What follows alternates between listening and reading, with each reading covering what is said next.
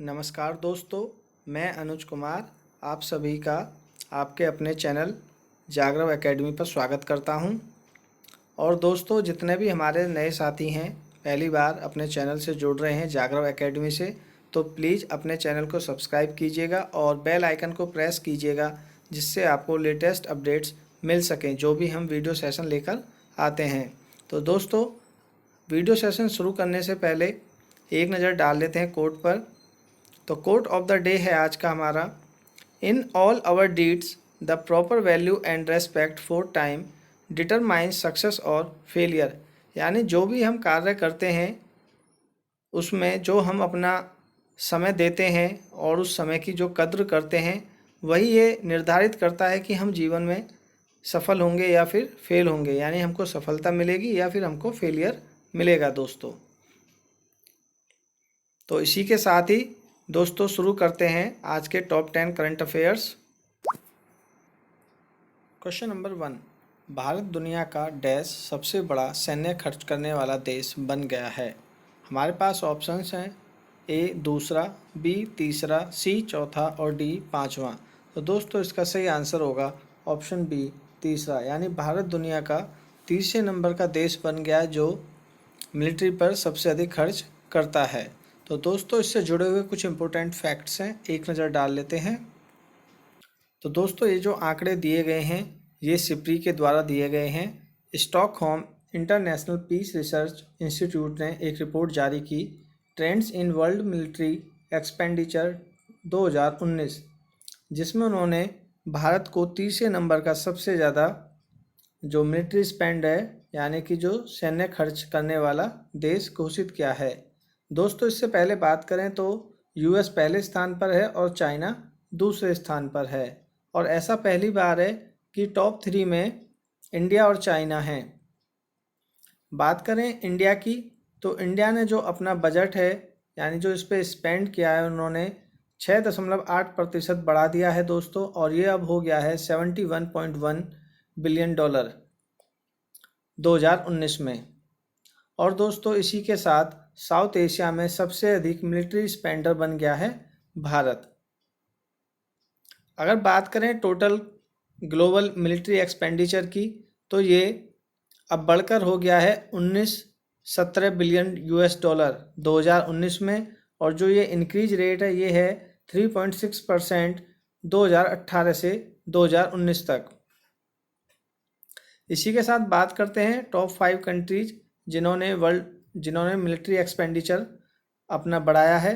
तो दोस्तों पहले स्थान पर है यूएस, दूसरे स्थान पर है चाइना, तीसरे पर है इंडिया और चौथे पर रशिया और पाँचवें पर है सऊदी अरब। तो दोस्तों इसी के साथ देख लेते हैं सिप्री के बारे में। जो सिप्री है ये एक क्या नाम है रिसर्च इंस्टीट्यूट है जो अंतर्राष्ट्रीय शांति के मुद्दों पर अपने आंकड़े प्रस्तुत करता है। इसकी स्थापना की बात करें दोस्तों, ये 6 मई 1966 में इसकी स्थापना हुई थी, और ये स्टॉकहोम स्वीडन में ये रिसर्च इंस्टीट्यूट है। तो इसी के साथ चलते हैं नेक्स्ट क्वेश्चन की ओर। क्वेश्चन नंबर 2, हाल ही में किस देश की नौसेना ने एंटीशिप मिसाइल का परीक्षण किया है। हमारे पास ऑप्शंस हैं, ए पाकिस्तान, बी नॉर्थ कोरिया, सी चाइना और डी रशिया। तो दोस्तों इसका सही आंसर होगा ऑप्शन ए पाकिस्तान। पाकिस्तान ने ही अभी एक एंटीशिप मिसाइल का परीक्षण किया है जो कि नॉर्थ अरेबियन सागर में। तो इससे जुड़े हुए कुछ इंपॉर्टेंट फैक्ट्स हैं, एक नज़र डाल लेते हैं। तो दोस्तों पाकिस्तान नेवी ने एक एंटीशिप मिसाइल लॉन्च की, यानी कि उसको टेस्ट किया नॉर्थ अरेबियन सागर में 25 अप्रैल को। और दोस्तों इस बात की पुष्टि की है वहाँ के chief of naval staff admiral Zafar Mahmood Abbasi ने। भारत के परिप्रेक्ष्य में बात करें दोस्तों, तो भारत के पास भी काफ़ी सारी एंटीशिप मिसाइल्स हैं, जैसे ब्रह्मोस है, निर्भय है, धनुष है, ब्रह्मोस सेकंड है और ब्रह्मोस एनजी है। तो दोस्तों अगर ब्रह्मोस की मिसाइल के बारे में बात की जाए तो ये जॉइंट वेंचर है किस किस का, इंडिया और रशिया का, यानी इन दोनों ने मिलकर इसको निर्मित किया है। और बात करते हैं भारत के रक्षा मंत्री की, जो फिलहाल में हैं श्री राजनाथ सिंह जी। पाकिस्तान के बारे में बात करें तो दोस्तों वहाँ के प्राइम मिनिस्टर हैं इमरान खान, प्रेसिडेंट है आरिफ अलवी और कैपिटल है इस्लामाबाद। दोस्तों अगर ये वीडियो आपके लिए हेल्पफुल है तो प्लीज़ सब्सक्राइब कीजिएगा हमारे अपने यूट्यूब चैनल जागरव एकेडमी को और बेल आइकन को प्रेस कीजिएगा ताकि आपको मिलते रहें latest updates top 10 current affairs से जुड़े हुए, और ज़्यादा से ज़्यादा शेयर कीजिएगा दोस्तों। क्वेश्चन नंबर 3, किस राज्य सरकार ने महिलाओं के लिए जीवन शक्ति योजना शुरू की है? हमारे पास ऑप्शंस हैं, ए उत्तर प्रदेश, बी तमिलनाडु, सी आंध्र प्रदेश और डी मध्य प्रदेश। तो दोस्तों इसका सही आंसर होगा ऑप्शन डी मध्य प्रदेश। यानी मध्य प्रदेश के जो मुख्यमंत्री हैं शिवराज सिंह चौहान जी, उन्होंने जीवन शक्ति योजना शुरू की है। ये दोस्तों औरतों के लिए शुरू की गई योजना है जिसके अंतर्गत मास्क बनाए जाएंगे। इससे जुड़े हुए कुछ इंपॉर्टेंट फैक्ट्स हैं, एक नज़र डाल लेते हैं। दोस्तों इस योजना के तहत जो औरतें हैं उनके लिए वेलफेयर के लिए इस जीवन शक्ति योजना शुरू की गई है और वो मास्क बनाकर अपना कुछ अर्निंग कर सकती हैं। इस योजना के तहत एक कॉल सेंटर नंबर दिया गया है, जैसा कि आप स्क्रीन में देख रहे हैं। इस पर कॉल कर वो अपना रजिस्ट्रेशन करा सकते हैं और रजिस्ट्रेशन कराने के बाद उनको ऑर्डर मिल जाएगा मोबाइल पर मास्क बनाने को लेकर। इस रिपोर्ट के मुताबिक इस मास्क की जो कीमत होगी वो ₹11 पर पीस होगी और एक बार में 200 मास्क बनाने का ऑर्डर वो उनको मिल जाएगा।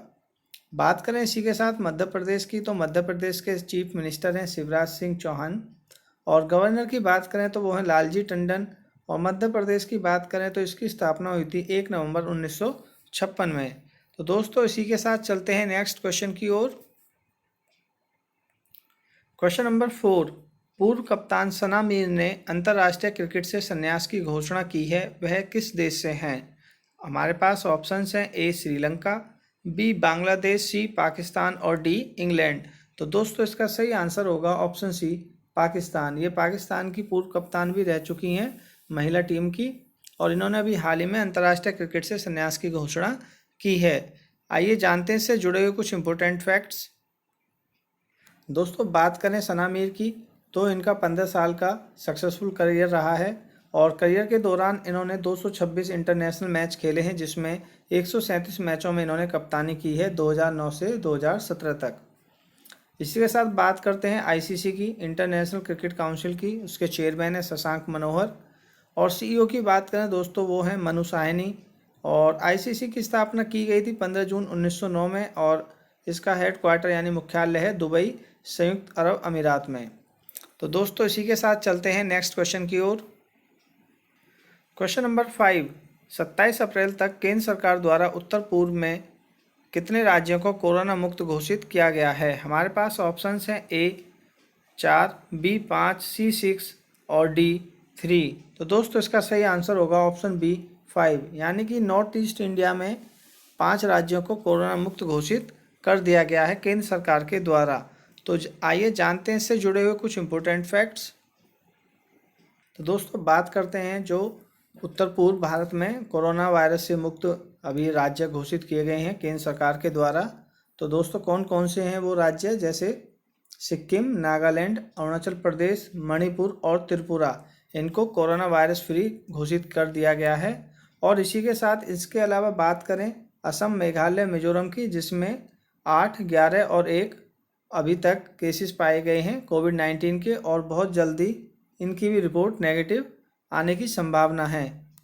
इसी के साथ ही पूरा अपना नॉर्थ ईस्ट जो भारत है वो कोरोना वायरस से मुक्त हो जाएगा। तो दोस्तों इसी के साथ चलते हैं नेक्स्ट क्वेश्चन की ओर। क्वेश्चन नंबर 6, माइक्रोसॉफ्ट कॉरपोरेशन ने डैश कंपनी को व्यावसायिक सॉफ्टवेयर समाधानों की आपूर्ति के लिए एक समझौते पर हस्ताक्षर किए हैं। हमारे पास ऑप्शंस हैं, A Coca Cola company, B PepsiCo, C Budweiser और डी गेटोरेड। तो दोस्तों ये सारी कंपनियां हैं ना पेय पदार्थ बनाती हैं और माइक्रोसॉफ्ट कॉरपोरेशन ने एक डील साइन की है जिसके तहत वो उसको अपने बिजनेस सॉफ्टवेयर सॉल्यूशंस प्रोवाइड कराएगी। तो दोस्तों किस कंपनी को कराएगी? इसका सही आंसर होगा option A Coca Cola company को। और दोस्तों 5 साल के लिए इन्होंने ये डील साइन की है, यानी अनुबंध किया गया है 5 साल के लिए, जिसके तहत बिजनेस सॉफ्टवेयर सॉल्यूशन प्रोवाइड कराए जाएंगे माइक्रोसॉफ्ट कॉरपोरेशन के द्वारा कोका कोला कंपनी को। तो इससे जुड़े हुए कुछ इंपॉर्टेंट फैक्ट्स हैं, एक नज़र डाल लेते हैं। बात करें माइक्रोसॉफ्ट कंपनी की, तो दोस्तों इसके बहुत सारे बिजनेस सूट चलते हैं, जैसे उनमें से एक ही है डायनेमिक्स 365। और दोस्तों इसी के अलावा बहुत सारे सॉफ्टवेयर जो आजकल मार्केट में भी अवेलेबल हैं, जैसे बात करें कंप्यूटर या लैपटॉप की, तो जो उसमें सॉफ्टवेयर हम इस्तेमाल करते हैं माइक्रोसॉफ्ट विंडोज़, चाहे आपका 10 हो, चाहे 8 हो, चाहे 12 हो। और दोस्तों इसी के साथ ही माइक्रोसॉफ्ट का हम वर्ड प्रोसेसिंग सॉफ्टवेयर भी इस्तेमाल करते हैं। और इसके अलावा बहुत सारे उसके टूल्स भी आते हैं जिनका हम उपयोग करते हैं। तो ये बहुत ही बड़ी कंपनी है दोस्तों, और जो ये अपना सॉफ्टवेयर्स में डील्स करती है। माइक्रोसॉफ्ट कॉरपोरेशन की बात करें दोस्तों, इसका मुख्यालय है रेडमोंड वाशिंगटन यूएसए में, और इसके सीईओ हैं सत्या नडेला, और इसकी स्थापना की गई थी बिल गेट्स और पॉल एलन के द्वारा। तो दोस्तों इसी के साथ चलते हैं नेक्स्ट क्वेश्चन की ओर। क्वेश्चन नंबर 7, हाल ही में प्रसिद्ध व्यक्तित्व रोनो जॉय का निधन हो गया है, वे किस पेशे से थे? तो दोस्तों हमारे पास ऑप्शंस हैं, A cricketer, B artist, C journalist और डी पॉलिटिशियन। तो दोस्तों इसका सही आंसर होगा ऑप्शन सी जर्नलिस्ट। ये एक बहुत ही ज़्यादा फेमस फोटो जर्नलिस्ट थे जिनका भी हाल ही में निधन हो गया है। तो आइए जानते हैं इसके बारे में कुछ जुड़े हुए इम्पोर्टेंट फैक्ट्स।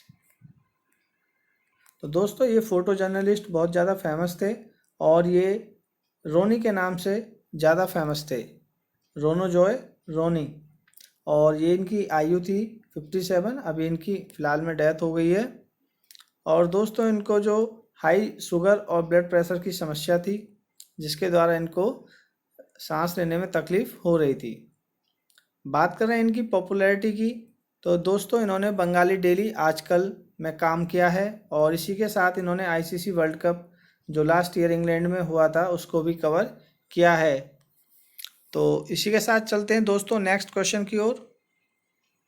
क्वेश्चन नंबर 8, पूर्व गवर्नर देवानंद कंवर का निधन हो गया है, उन्होंने राज्यपाल के रूप में किन राज्यों में सेवाएं दी? हमारे पास ऑप्शंस हैं, ए बिहार, बी त्रिपुरा, सी पश्चिम बंगाल और D all of the above. तो दोस्तों इसका सही आंसर होगा ऑप्शन डी उपर्युक्त सभी, यानी ऑल ऑफ द अबव। तो ये गवर्नर देवानंद कंवर जी ने बिहार, त्रिपुरा और वेस्ट बंगाल, इन तीनों में ही राज्यपाल के रूप में अपनी सेवाएं दी थी। और वेस्ट बंगाल की बात करें दोस्तों, तो वेस्ट बंगाल का इन्होंने अतिरिक्त प्रभार लिया हुआ था। तो दोस्तों जिससे जुड़े हुए कुछ इंपॉर्टेंट फैक्ट्स हैं, एक नज़र डाल लेते हैं। दोस्तों बात करें इनके गवर्नर की, जब ये बिहार में रहे तो बिहार में रहे 24 जुलाई 2009 से 8 मार्च 2013 तक। और त्रिपुरा की बात करें तो इन्होंने 25 मार्च 2013 से 29 जून 2014 तक ये वहाँ पर गवर्नर रहे। इसके अलावा इन्होंने एडिशनल चार्ज था इनके पास वेस्ट बंगाल का, दिसंबर 2008 से जनवरी 2010 तक। असम की बात करें दोस्तों, असम के चीफ मिनिस्टर हैं सर्बानंद सोनोवाल, गवर्नर हैं जगदीश मुखी, और इसकी असम की स्थापना हुई थी 26 जनवरी 1950 में। तो दोस्तों इसी के साथ चलते हैं नेक्स्ट क्वेश्चन की ओर। अगर आपको हमारा वीडियो सेशन अच्छा लग रहा हो तो प्लीज़ शेयर कीजिएगा, लाइक कीजिएगा। क्वेश्चन नंबर 9, सरकारी अस्पताल में कोविड-19 रोगियों के लिए प्लाज्मा थेरेपी शुरू करने वाला पहला राज्य कौन सा है? हमारे पास ऑप्शंस हैं, ए केरल, बी तेलंगाना, सी उत्तर प्रदेश और डी दिल्ली। तो दोस्तों इसका सही आंसर होगा ऑप्शन सी उत्तर प्रदेश। उत्तर प्रदेश के सरकारी अस्पताल में प्लाज्मा थेरेपी से अभी ट्रीटमेंट स्टार्ट किया गया है कोविड-19 पेशेंट्स का। तो आइए देखते हैं इससे जुड़े हुए कुछ इंपॉर्टेंट फैक्ट्स। तो दोस्तों बात करते हैं वो कौन सा अस्पताल है जहाँ पर प्लाज्मा थेरेपी शुरू की गई है। तो दोस्तों एक किंग जॉर्ज मेडिकल यूनिवर्सिटी है उत्तर प्रदेश में, यानी लखनऊ में, जहाँ पर प्लाज्मा थेरेपी ट्रीटमेंट शुरू किया गया है कोविड-19 पेशेंट्स का। दोस्तों ये गवर्नमेंट हॉस्पिटल है पहला उत्तर प्रदेश का, और इसी के साथ उत्तर प्रदेश पहला राज्य बन गया है जहाँ किसी सरकारी अस्पताल में प्लाज्मा थेरेपी ट्रीटमेंट शुरू किया गया है। दोस्तों बात करें प्लाज्मा थेरेपी ट्रीटमेंट की, तो जो लोग कोविड-19 से रिकवर कर लिए जाते हैं, यानी रिकवरी उनको मिल जाती है, तो दोस्तों उनके प्लाज्मा को जो दूसरे पेशेंट्स हैं कोविड-19 के, उनमें उस प्लाज्मा को दिया जाता है, यानी कि ऐसा माना जाता है कि जो लोग रिकवर कर चुके हैं कोविड-19 से, उनके ब्लड में एंटीबॉडीज़ बनती हैं और जो बहुत ही ज़्यादा फ़ायदेमंद रहती हैं, इफ़ेक्टिव रहती हैं अगेंस्ट द इन्फेक्शन ऑफ कोविड-19। तो इसी के लिहाज से ट्रीटमेंट यानी प्लाज्मा थेरेपी शुरू की गई है। अगर इसके रिज़ल्ट, अब ये टेस्टिंग मोड में है, अगर इसके रिज़ल्ट अच्छे रहते हैं तो ये बहुत ही ज़्यादा फ़ायदेमंद साबित होगी कोविड-19 के ट्रीटमेंट में। तो दोस्तों इसी के साथ चलते हैं नेक्स्ट क्वेश्चन की ओर। क्वेश्चन नंबर 10, लेह नई दिल्ली के लिए किस कंपनी द्वारा हाइड्रोजन ईंधन बस और कार परियोजना शुरू की गई है? तो दोस्तों हमारे पास ऑप्शंस हैं, ए गेल, बी भेल, सी एनटीपीसी और डी ओएनजीसी। तो दोस्तों इसका सही आंसर होगा option C NTPC. National Thermal Power Corporation द्वारा इस परियोजना को शुरू किया गया है और इसके तहत लेह और नई दिल्ली के लिए 10-10 बसें और कार परियोजना स्वीकृत की गई हैं। तो इससे जुड़े हुए कुछ इम्पोर्टेंट फैक्ट्स हैं, एक नज़र डाल लेते हैं। दोस्तों बात करते हैं एनटीपीसी की, जो कि भारत में लार्जेस्ट पावर प्रोड्यूसर है। इसी के द्वारा ही ग्लोबल एक्सप्रेशन ऑफ इंटरेस्ट एक इनवाइट किया गया है, जिसके द्वारा 10 hydrogen fuel cell based electric bus और इतनी ही कारें, इलेक्ट्रिक कार प्रोवाइड की जाएंगी कि कहाँ पर, लेह और दिल्ली के लिए। दोस्तों इससे जुड़े कुछ हाइलाइट्स हैं, एक नज़र डाल लेते हैं ज़रा उन पर। दोस्तों सबसे पहले बात करते हैं हाइड्रोजन फ्यूल बेस्ड की। तो जो ये टेक्नोलॉजी है दोस्तों, आप इसको ऐसे समझ सकते हैं कि इसके तहत जो केमिकल पोटेंशियल एनर्जी है उसको इलेक्ट्रिकल एनर्जी में बदल दिया जाता है और ये पूरी तरह से कार्बन रहित है। ये पूरी ग्रीन एनर्जी है एक तरीके से, और इसके द्वारा कोई भी ना तो कार्बन का एमिशन होगा और ना ही एनवायरनमेंट के लिए हार्मफुल है। दोस्तों बात करें ये EOI की, जो इशू किया गया है, एनटीपीसी की एक पूरी तरह से सब्सिडरी कंपनी है एनटीपीसी विद्युत व्यापार निगम, जिसके द्वारा इस एक्सप्रेशन ऑफ इंटरेस्ट को इनवाइट किया गया है। दोस्तों इनको सपोर्ट मिला हुआ ministry of new and renewable energy. अगर बात करें minister of new and renewable energy की, तो दोस्तों वो हैं RK सिंह। और दोस्तों इसी के साथ देखते हैं पायलट प्रोजेक्ट हैं जो लेह और दिल्ली में शुरू किए जाएंगे।